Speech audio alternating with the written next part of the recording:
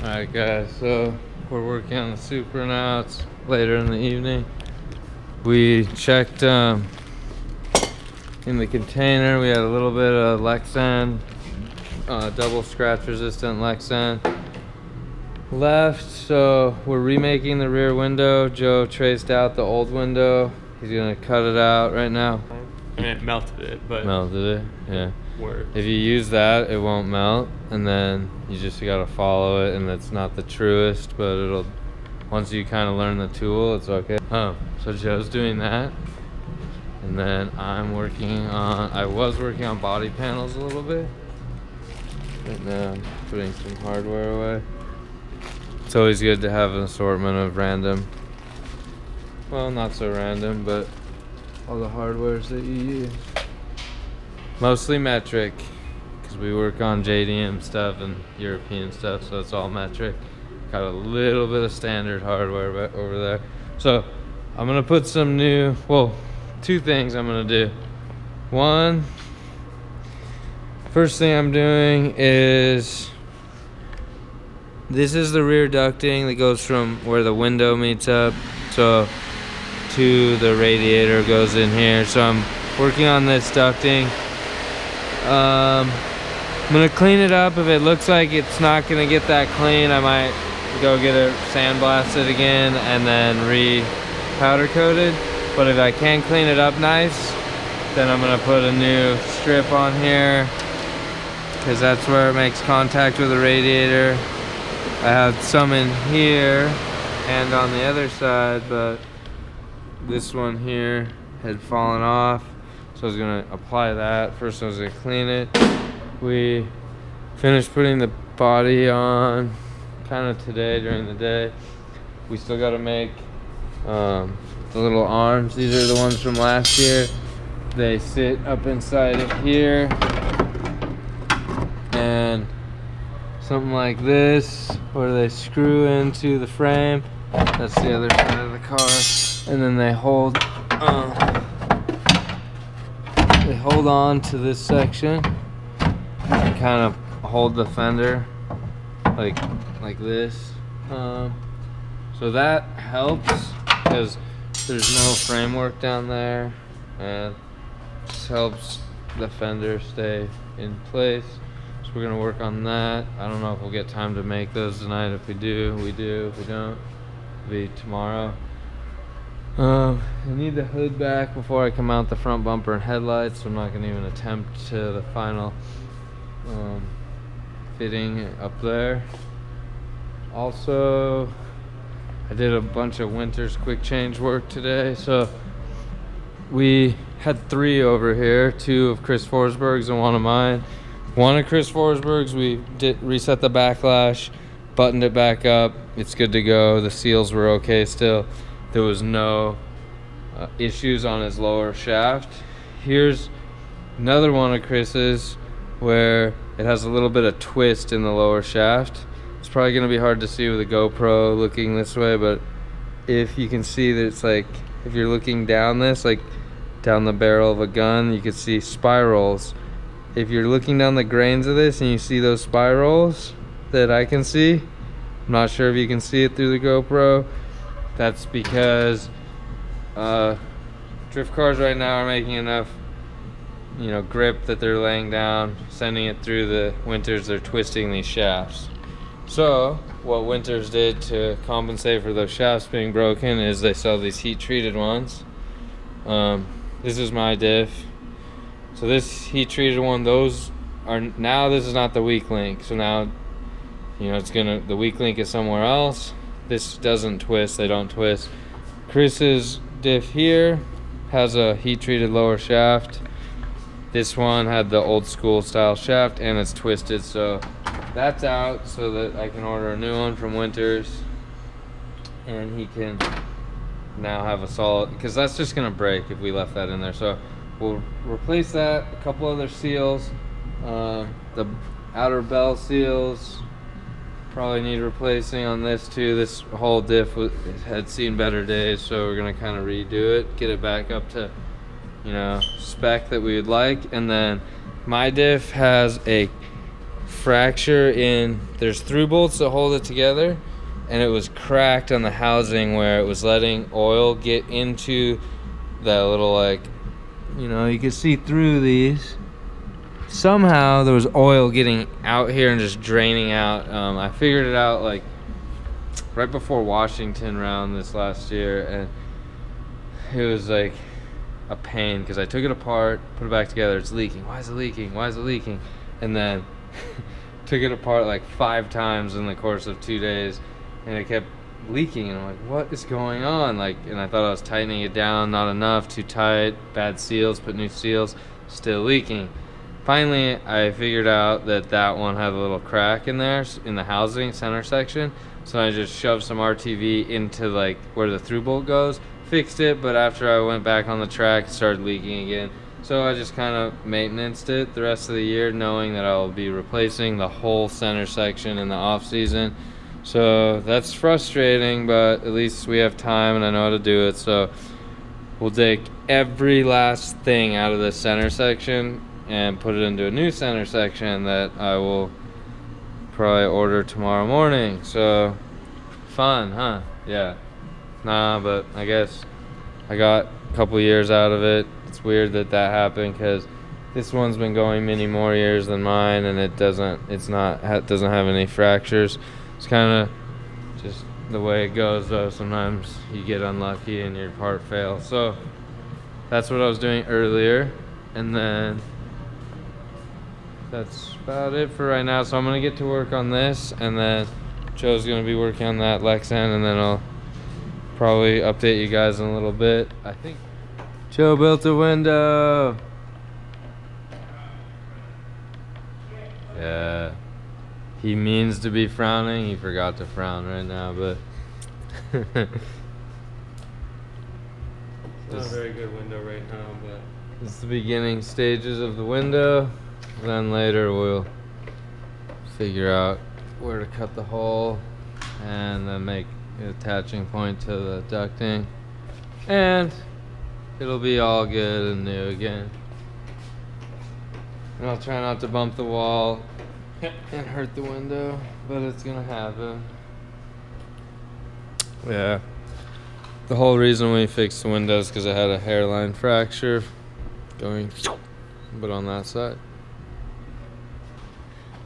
We all just stay here late working endlessly, but that's how you make, you know, like dreams happen, make the cool stuff happen, and just stay late. So Renee's designing stuff on her computer. 2018 stuff. We're not allowed to see it, but like, I mean, that doesn't give much away, but that, you know, that's cool, right, guys? I can see blue, so I'm excited. Yeah, so you guys might forget that she designs everything on the car and makes it look the way it is, or you remember and you can't wait to see what it's gonna look like this year. But we're kind of, but it doesn't show. Yeah, you can't see anything. So Time. yeah, you'll have to wait till we finish it, but just wanted to make sure you guys remember she's working on that stuff. All right, see you guys later. I'm gonna leave in like half hour because 10 o'clock kind of stopped then. So we get here at 8, leave at 10. That's enough for one day, and we do that pretty much every day, 6 days a week. Sometimes only 5 days, and then like half day Saturday. Sometimes 7 days, because when it's like crunch time, like right now off season, you gotta like work double time. Off season's actually like twice as hard as like race season, because once race season you might just fix little sections of the car, but off season's like building a whole new car every year, because the car takes such a beating. You gotta refresh everything in the off season. All right, see you guys later. Okay, update on the race car. We peeled all the vinyl off. Took the third brake light out of the hatch. It's normally a brake light in the back of the Supra there. Took the antenna out because this is gonna go, even though this is not perfect and there's some dents here and there from tapping walls, these are really expensive. See how they're, hold on.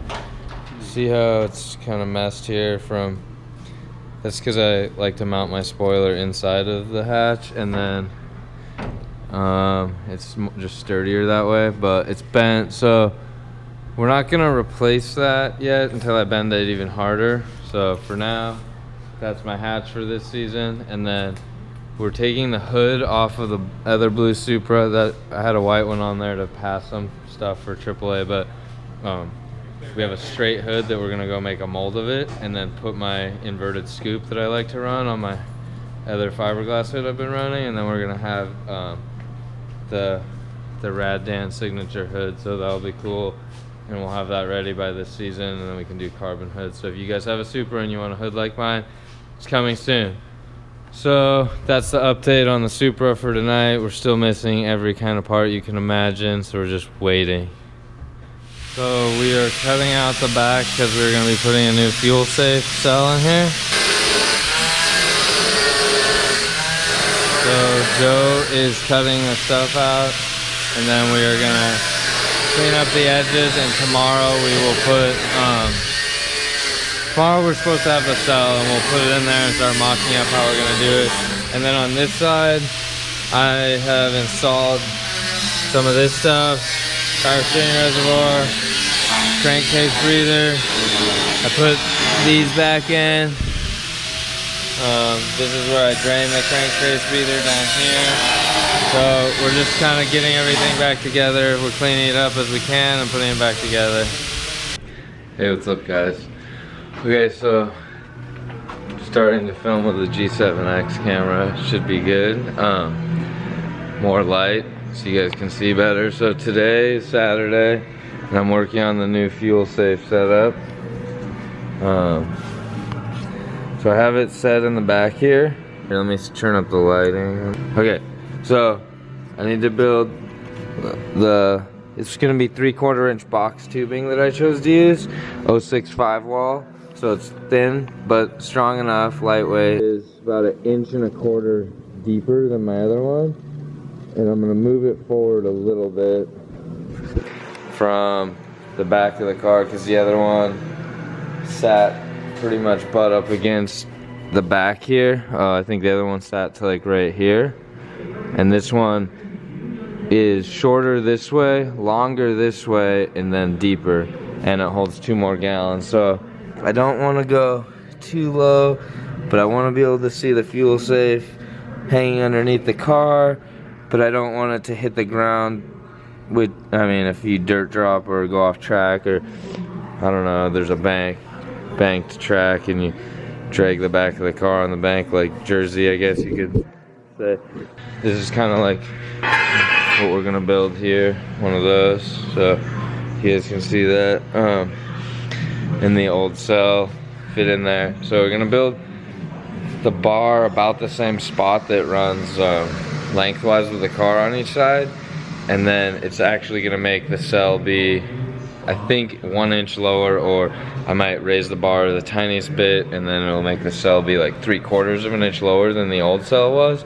But that should be fine, because I never bumped it or hit it over the course of 3 years. Never had any issues with the other cell, so we're somewhere in that same, you know, height wise, we should be good. And then if I move the cell this way further forward a couple inches, then, you know, you're even safer because you're closer to the wheels. So we're gonna get started. I had pulled some material down that I am going to use. Here is the 3/4 inch 065 wall box tube that I'm gonna use. So I'm gonna cut 2 strands of that at like 21.5 inches. Go see if I can find the placement of where I want to do, tack them in, and then I'll kind of show you guys as I make progress. All right. Okay, so got these bars in here. This one tacked in. This side has not been tacked yet, because I'm gonna level it. With the tack, I'll still be able to kind of manipulate the other end of it, so I'm gonna make sure it's level, which it's not yet. It's close, but not. And then I'm gonna make sure it's square. And then after I do that, so I'm gonna grab a square. I didn't remember to bring one over here. Grab a square. I'm going to level it, square it, and then I'll tack the other end, and then we'll set the cell back in there, and we'll have a look and see what we think, if we like it, or if we need to make some changes and maybe cut the tack and go again. So I'll just use this smaller square. All right, guys, I'm gonna get back to that, and then I'll show you in a second. So we're gonna see if that'll work, and then if we like the height of it. It's gonna be about 1 inch lower than my old cell used to be, which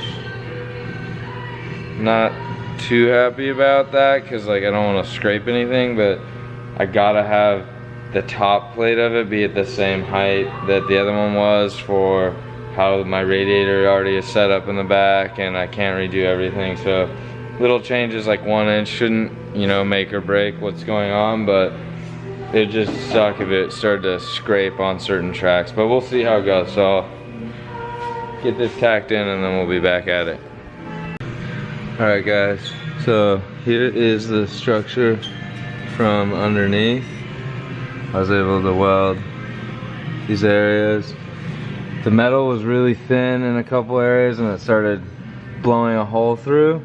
And then the seam sealer from underneath, like it blows through, but then there's like 2 layers that are from like Toyota that were seam sealed together with their like body sealer, and then it'll like pop when it gets too hot, and then it doesn't want to weld that, and then it'll blow a hole through, and it just started splattering me with like a bunch of slag from the welder. So I'm gonna probably have to patch it. Here's the worst part here. It got, yeah, just ruined it. It's kind of frustrating, but I'll fix it. I don't want to leave any ugly sections. Even though it's on the underside of the car and I could paint it, you might never see it. I'm gonna fix it. Other than that, welded all that. I'm gonna lower the car back down, and then I'll put the cell in and show you guys what it looks like. Oh, I still need to make, because the cell will sit here, still need to make a strap that's like 3-sided piece that'll connect here and here, that can support the weight of it when it's sitting in it, because you don't want to let the weight from the cell sit on the flange here. It's not designed for that. It's just designed to be held. So I'm gonna make a strap that doesn't interfere with the fuel safe sticker, probably like the edge here, and I'll go down on both sides in between these 2 holes right here, and I'll hold it. So that's the plan, and that'll be my last thing to do. Then after I do that, I could kind of tape this area off back here and paint it real quick. Could go pretty smoothly. All right, well, back to it. That's the update. Okay, so I'm over here at the fab area working on this portion. So taking the same 3/4 inch square that we used over there for our main frame, and I have some of this 1/2 inch square that I'm using for the under part. It's kind of like a U-shaped 3-sided piece that I'm gonna make, and I'm gonna cut each one at a 45, tack it with a TIG welder. Maybe I'll do like a couple beads on each side, and then I'll keep refitting it until I have good fitment where it's just touching here and just one of the touches there, so that it's not I guess no air pocket underneath here, because I don't want all the weight to be on that flange like I was explaining to you guys. I want all the weight to kind of be spread amongst everything, and some weight will be on the flange, some weight will be held underneath on these straps that go underneath. So I'm gonna do that, and then I was gonna set the camera up on time lapse so you guys can watch as I do this. And we have Mike here. Mike's the guy with that black Supra right there. You guys have probably seen it a couple of times. We'll do a video on it before it leaves the shop. It's like a street car that has the same transmission as my race car, so it's pretty much a race car, street car. Sometimes you would want to wear welding gloves, but in this case we're not doing that.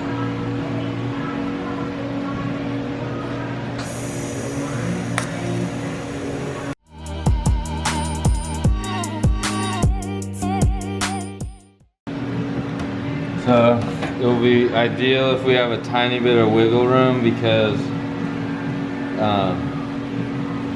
a couple reasons. Like when you go to drop it in, after you put fuel in and out of it, it might get a little bit bulged on the area. So like the first fitment probably would be fine if we made it super tight the whole way in, but it'll be good later. All we're trying to do right now is make sure this part touches, like, so see how there's too much air gap there. What I need to do is trim this side down, and I'll clamp another piece of 3/4 on the other side so that we know both sides, and we'll make it land perfectly where it just touches that, and then we'll go over to the car and weld it onto the other cell.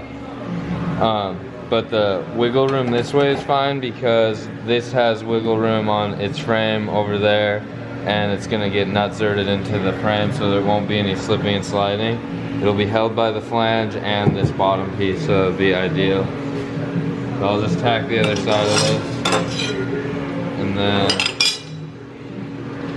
we will go make one more, and then we'll trim them both to the right size, and then we'll go back over there. Alright guys, so I have 2 of these U-shaped little hoops that I made for the bottom, and see how it barely touches down there?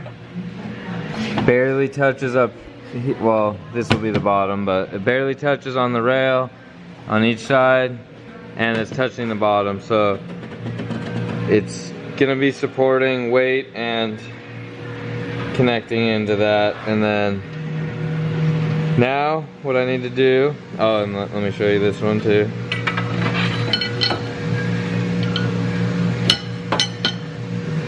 Barely touches, barely touches, barely touches. So we're good to go. Pretty much how I was looking for, what I was looking for, where it just makes contact on all sides. But the one thing about welding is stuff warps when you're welding and you put a lot of heat. So I'm gonna weld the rest, I'm gonna TIG weld the rest of these, finish weld these over here, TIG welding them on these 45 cuts that I had done. So it's not focusing. Come on. Well, yeah, there we go. I'll finish weld these, and then I'll go back over to the car where the other cell is. That's the complete cell with the radium surgeon installed into it. This is just an empty shell right here of a cell. This will be for the practice car. When I start working on that, we'll be mounting this in there, and I'll show you guys again how we do that. Ooh, today we didn't do any mullet stuff, so my hair's all fluffy. Okay, so finished TIG welding these. Those are good to go. Pretty hot, but yeah, I can't really hold it very well. But they still slip over and make contact. Got a little bit of wiggle room, so just what we wanted on both of them. Both pretty hot, so I can't hold it very long. There we go. So I am gonna put this one away. It's done for right now, and then I'm gonna go back over there and mount these guys in the car, and then I'll be good to go. The last thing I'll have to do is drill the holes for the nut-zerts in the top portion. So let's go ahead back over to the car and start MIG welding over there now. Alright guys, so forgot to video when I was welding it in, but we had Norway's help. Ola helped on one, and then Magnus helped on the other.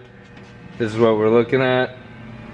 It's only tacked in on these guys right now, so I'm gonna lift the car back up on the lift real quick, raise it up I mean, and then I'll weld those in, finish weld them. Then I'm gonna put the mock-up cell in so Ola can go cradle that cell for his car. He's gonna get excited and start holding it. And then I'm gonna mark where the holes need to be and drill them out and put M5 nut-zerts in there. really dirty today. Been working on stuff. Everything's all dirty, but I don't think you guys mind. You like seeing what we're doing here, so I'm gonna keep going on this and then try and fill you guys in as much as I can on what I'm doing. All right. Okay, so M5 nutsert on just a nutsert handgun here, install tool. So I'm gonna drill these holes out a little bigger, each of them, and then I will install the nutserts. Yeah, it's snug, so it should work.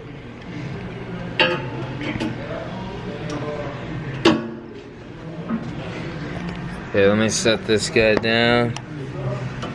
So, when you're doing a nutsert, you actually want there to be a little bit of room this way so that you can start the process of squishing that nutsert. So then bottomed out the tool, but the nutsert itself isn't bottomed out all the way. So I spin it in a little bit more. There we go. So now the nutsert's compressed all the way on both sides and it's in there nice and snug. And that is how you install a nutsert. There you go. So I'm gonna repeat that process 15 more times because there's 16 in total. And then after that, we'll grab that cell, come back over here, put it in, hope that all of them line up right.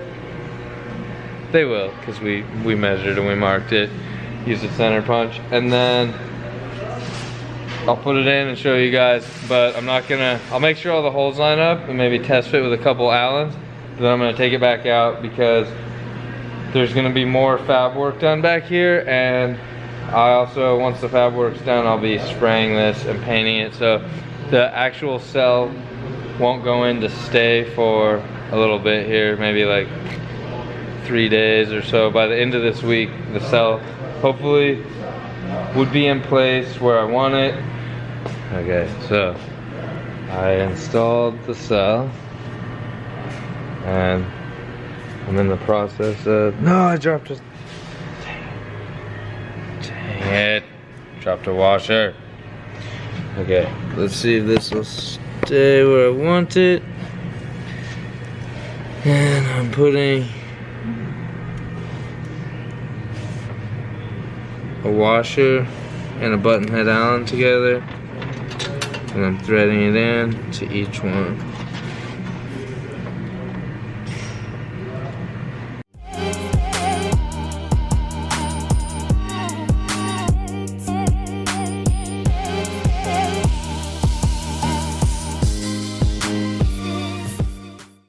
So it looks like it all worked out how we wanted it to. Everything went in place and it's in. That's cool.